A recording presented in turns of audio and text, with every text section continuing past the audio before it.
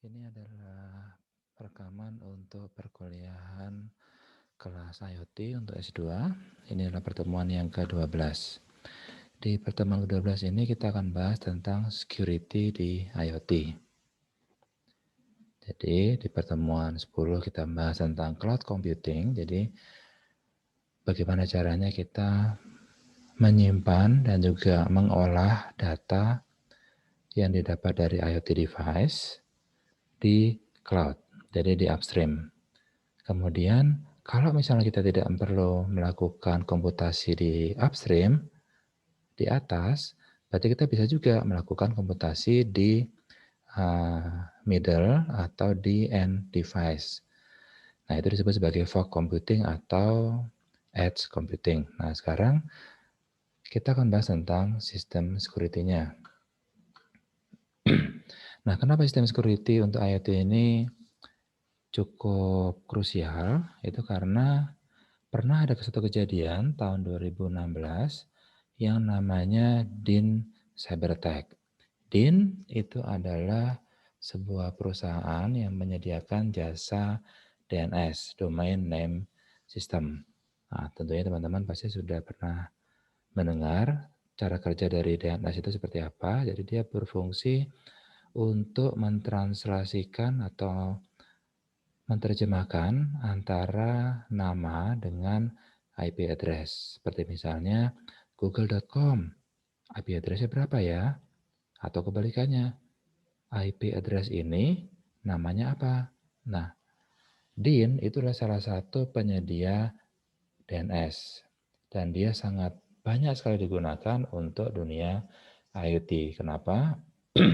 Karena hampir semua ISP itu tidak memberikan IP public ke perangkat yang ada di dalam jaringan customer. Jadi end customer itu hanya diberikan IP private, misalnya 192, 168, sekian-sekian.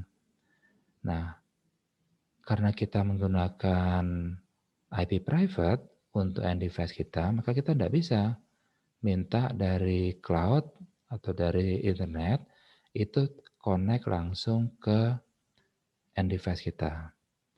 Nah, DIN itu menyediakan jasa untuk memberikan koneksi dari internet ke end device kita. Nah, cuma masalahnya DIN di sini dia pernah diserang.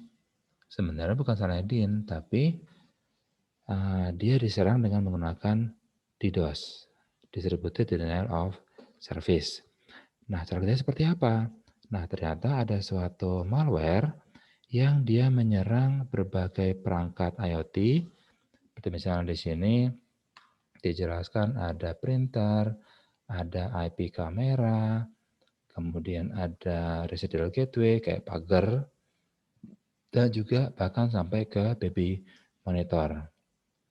Nah, kebetulan semuanya ini bekerja di atas Linux. Dan ya tahu sendiri kan kalau misalnya kita beli perangkat, itu biasanya dari penyedia atau pembuat perangkatnya itu tidak menyediakan layanan untuk upgrading.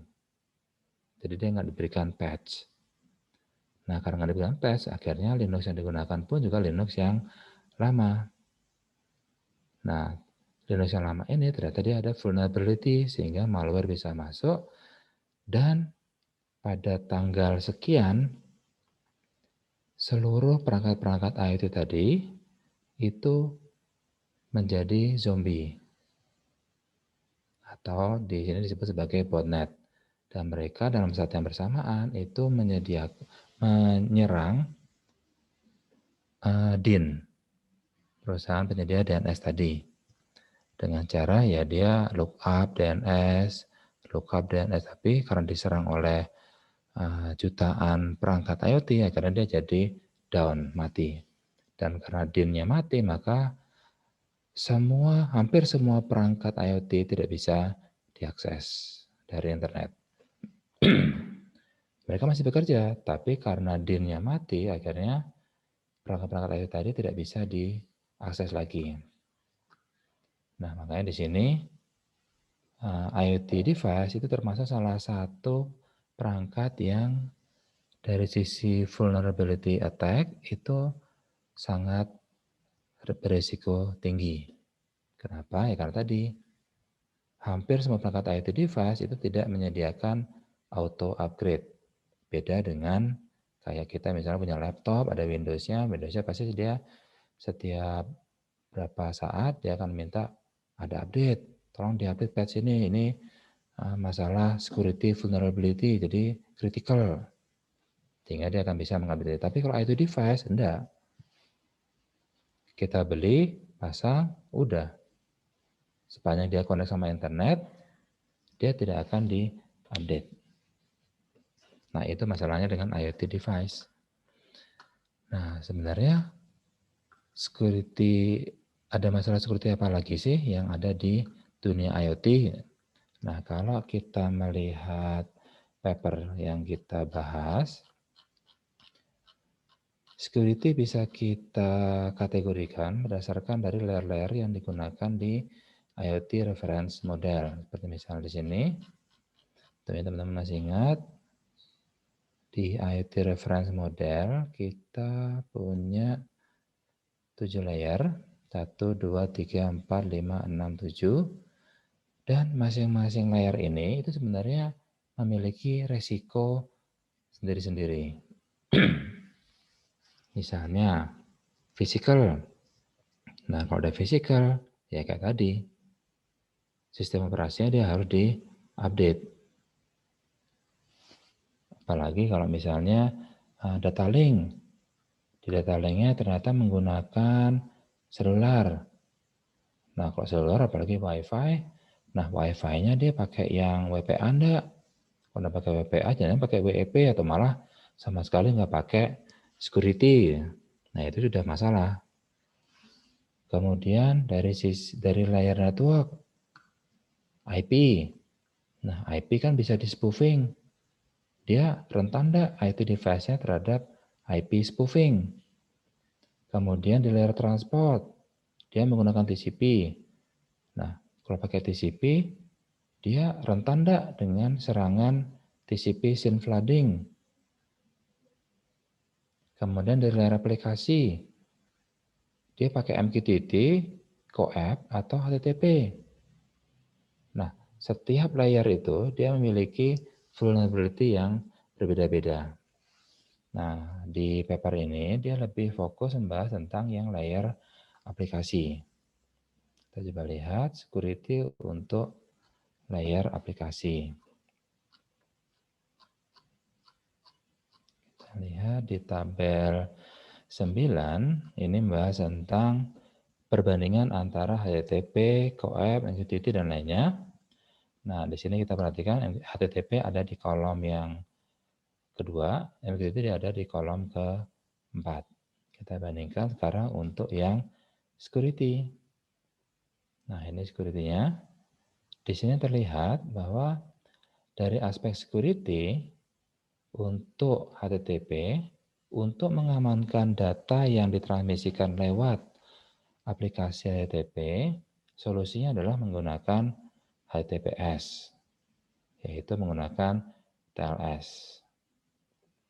Kalau MQTT, ternyata sama juga pakai TLS. Dan ternyata hampir semua protokol di layar aplikasi itu solusi security-nya ya menggunakan TLS, TLS, TLS, dan juga TLS.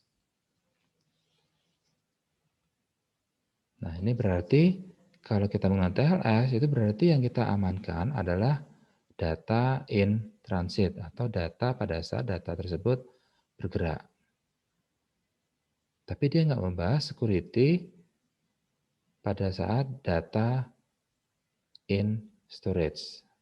Jadi pada saat data itu disimpan, aman enggak? Apakah dia di-encrypt atau enggak? Nah, itu tidak dibahas di protokol di paper ini. Jadi karena dia hanya membahas tentang TLS.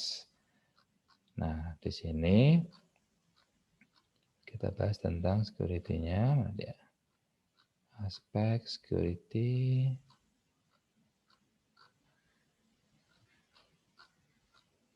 Nah ini. Nah silakan, seperti yang digambarkan di tabel 9, hampir semua protokol itu untuk mengamankan datanya itu menggunakan TLS atau Transport Layer Security. Teman-teman pasti sudah familiar dengan TLS, dia adalah protokol untuk kriptografi. Jadi nanti ada private key dan juga ada public key-nya. Tapi tentu saja kalau kita menggunakan TLS, yang diamankan adalah data in transit. Jadi data pada saat dia bergerak dari satu titik ke titik lainnya. Nah, di sini juga disebutkan bahwa ada 5 sumber yang kemungkinan bisa membuat sistem IoT kita vulnerable. Yaitu tadi hanya dibahas tentang connectivity-nya. Kalau connectivity-nya dia bersifat share resource, seperti misalnya WiFi, nah itu security-nya harus kita perhatikan benar. Kemudian juga device-nya. Kalau device-nya kita pasang, misalnya kita device-nya adalah autonomous CCTV, dan kita pasang di pohon. Terus orang ngeliat, wah ada CCTV nganggur nih, dia bisa diambil, dan datanya pun bisa juga dicuri jadinya. Kemudian vulnerability yang ketiga adalah tentang komputasinya. Artinya apa? Artinya kita bisa saja menyerang IoT device atau IoT cloud atau mungkin semua perangkat di antara device sama cloud-nya dengan membuat mereka menjadi over komputasi. Jadi misalnya kita bisa ngeliat, wah di Kali Citarum ada IoT device nih. Gimana cara kita menghancurkan IoT sistemnya? Kita lihat, wah dia ngukur suhu. Kalau ngukur suhu, airnya kita ini aja, kita panasin.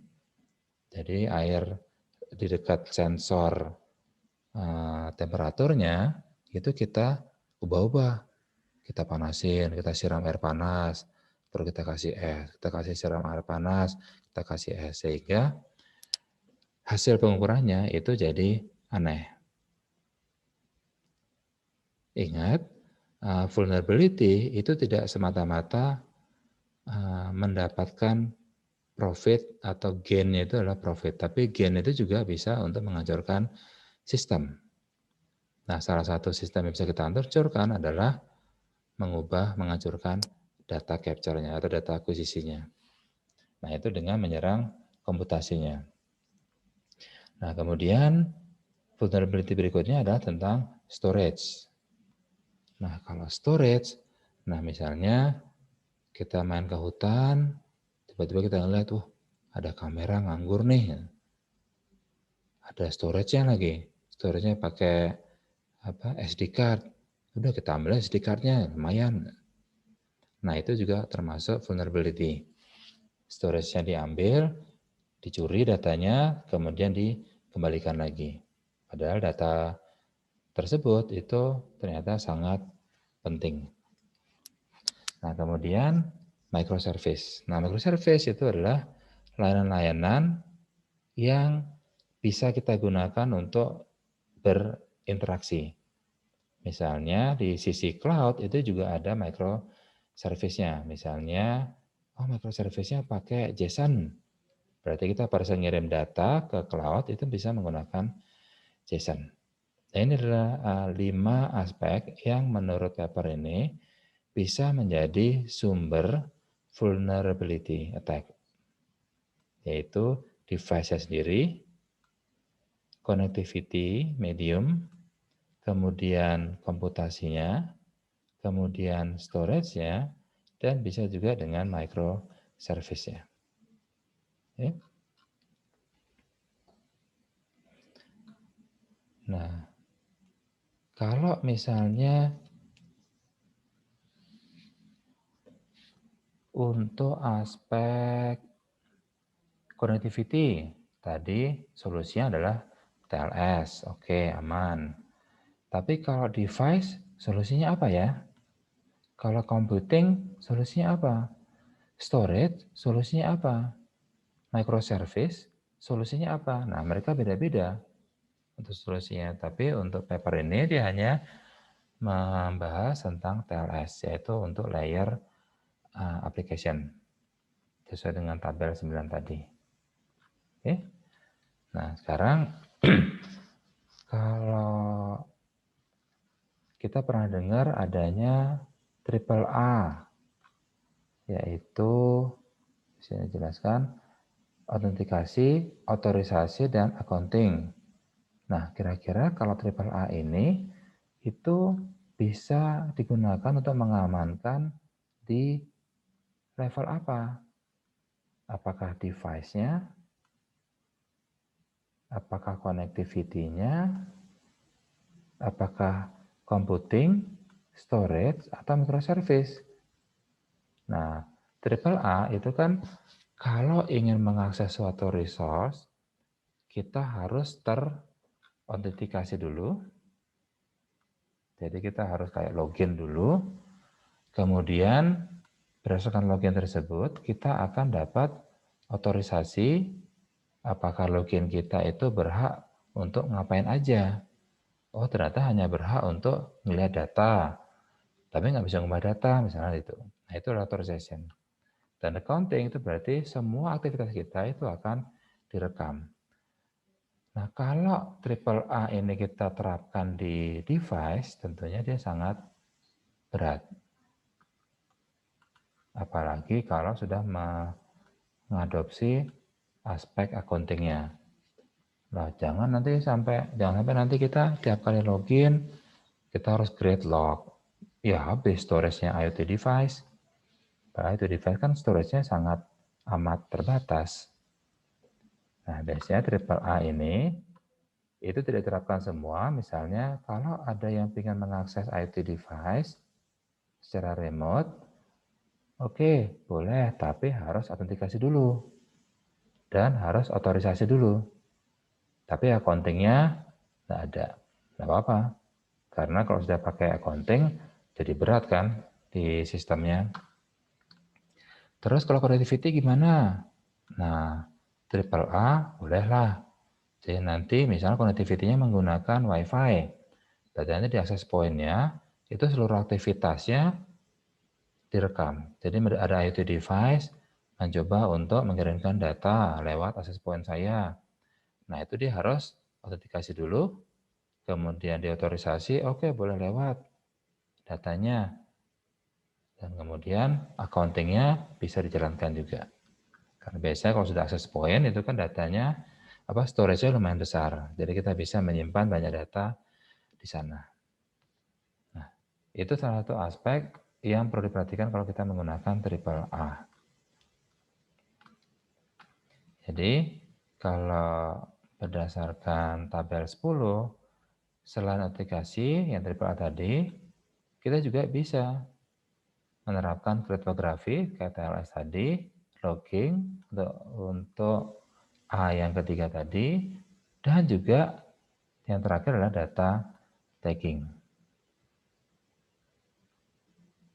Jadi kita bisa nge-trace data itu dikasih label sehingga kita bisa nge-trace data ini berasal dari mana dan sudah lewat mana, siapa yang ngirim, kapan.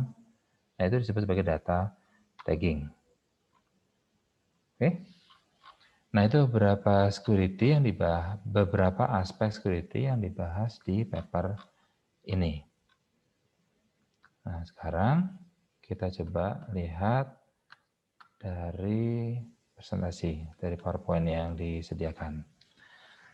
Nah, di sini disebutkan ada beberapa aspek yang perlu kita perhatikan untuk apa saja sih kira-kira vulnerability attack di dunia IoT. Nah, di sini disebutkan dari nomor 1 itu ada cloning.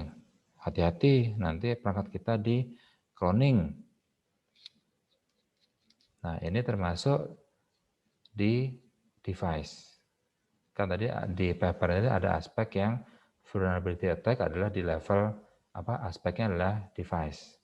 Nah, ini juga termasuk device. Cloning itu maksudnya adalah misalnya saya sudah punya IoT device yang dia connect lewat Wi-Fi. Access point. Nah, kemudian ada orang yang numpang. Saya numpang juga ada Wi-Fi gratis dan dia mengirimkan data lewat Wi-Fi kita. Kemudian dia rekam, oh ternyata ada device lainnya yang juga mengirimkan data lewat access point ini. Nah, dia tangkap datanya, kemudian ID-nya itu di copy ke sini dan ini pun diserang sehingga dia mati. Sehingga akhirnya yang ngirim data bukan yang legit tapi justru yang cloningnya. Oke. Kemudian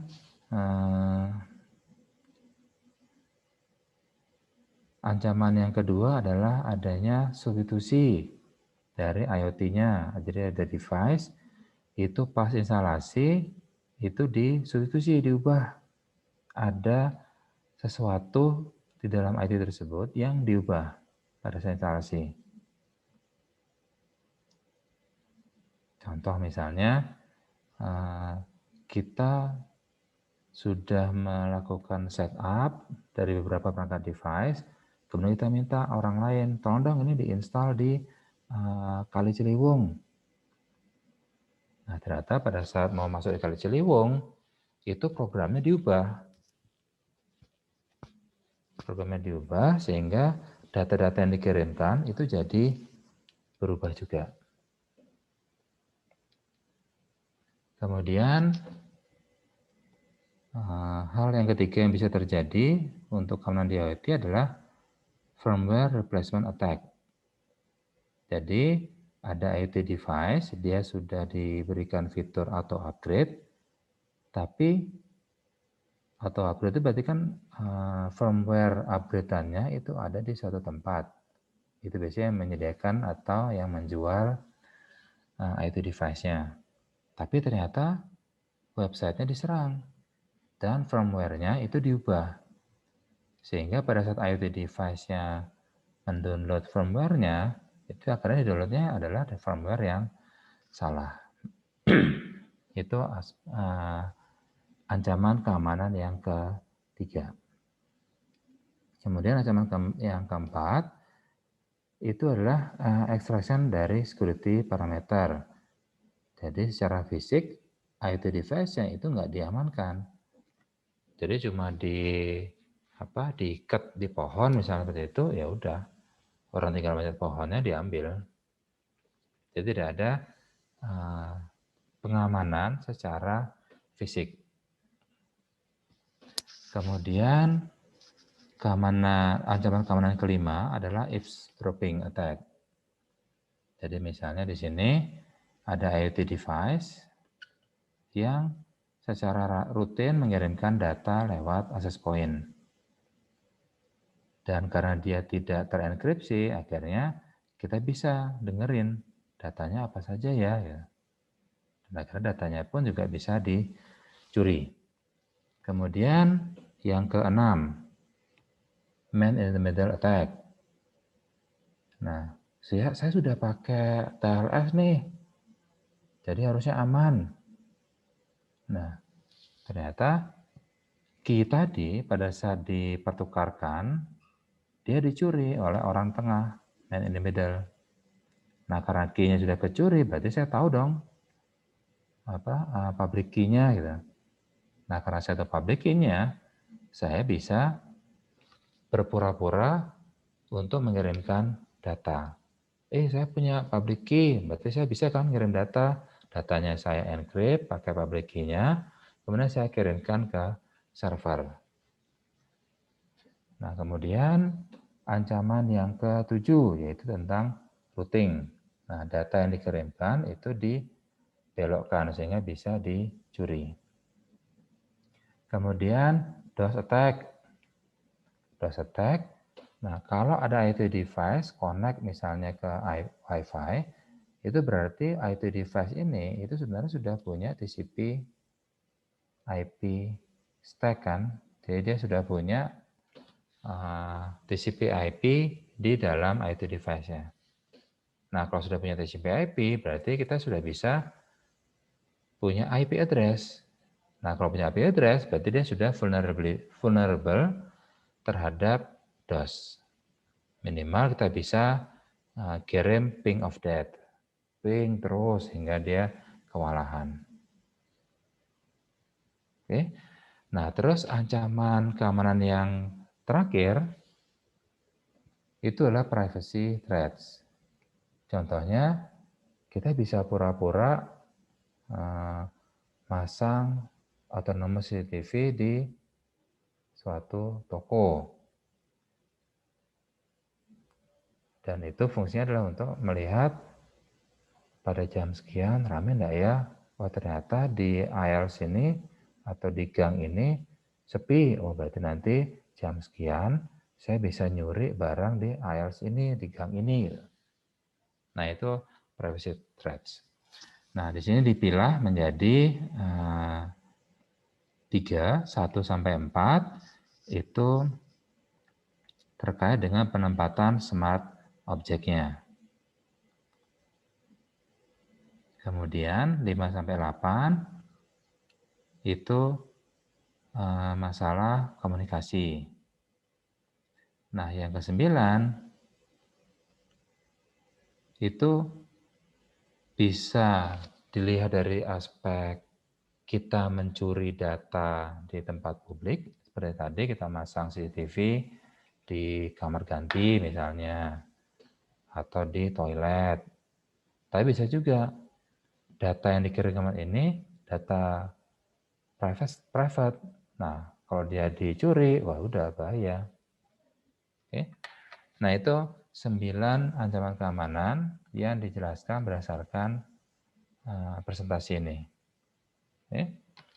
Dan tentunya kalau kita mau mengamankan, nah mirip seperti yang tadi, di sini diminta untuk menerapkan confidentiality, integrity, availability, jadi konsep CIA, dan juga autentikasi dan authorization. Jadi mirip seperti yang di paper tadi. Jadi paper ini kan tadi, ingat ya ada 5 aspek yang perlu kita perhatikan karena dia bisa vulnerable terhadap attack. Device, connectivity, computingnya, storage, dan juga microservice. Dan untuk mengamankan itu bisa dengan menggunakan AAA, bisa dengan menggunakan kriptografi, kayak misalnya tadi TLS, dan juga bisa dengan menggunakan data tagging, sehingga kita tahu bahwa data yang diterima itu integritasnya terjamin atau enggak. Oke, baik, ini saja yang bisa saya share untuk aspek security. Jangan lupa nanti untuk mengerjakan tugas sederhana untuk kehadiran. Oke, nah minggu depan baru kita mulai membahas tentang hardware dan software. Oke, baik, terima kasih dan selamat malam semuanya.